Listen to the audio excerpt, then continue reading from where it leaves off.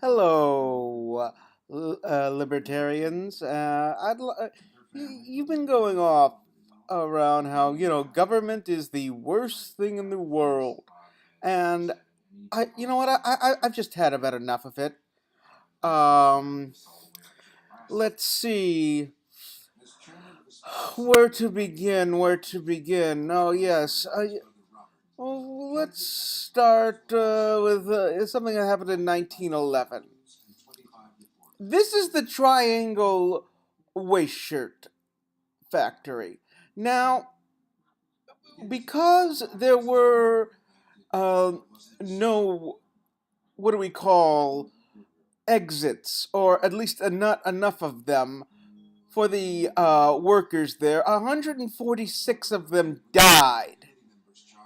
After which, the good people of America decided to get together and insist that there be, what do we call it?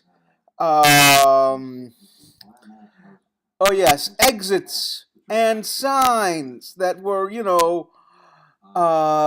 be able to see, so where you can go, and that they be big enough for people to fit through.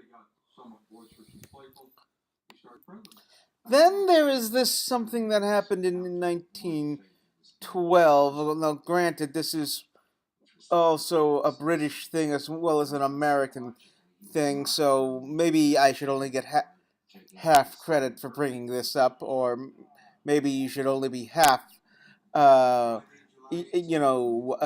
impalled, half disciplined for bringing this up. You decide.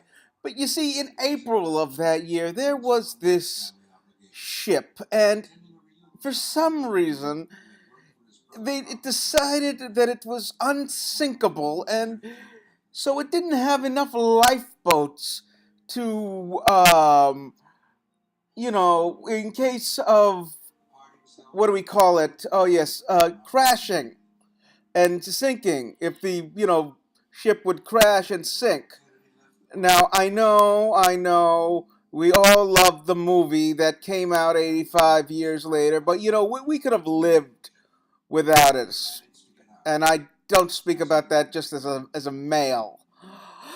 But I see afterwards, the government of the United States said that if you're going to build a cruise ship, you have to have enough lifeboats that everybody gets off, so that everyone's life could be saved. Then we jump over to 1988.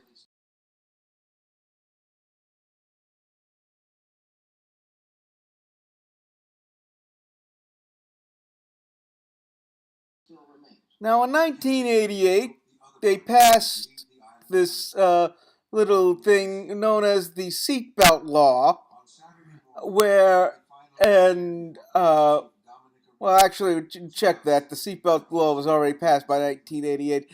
By 1988, there were these things known as airbags. And we decided that airbags were a good idea. And if you wanted to build a car, you have to have these airbags because people still get crashing.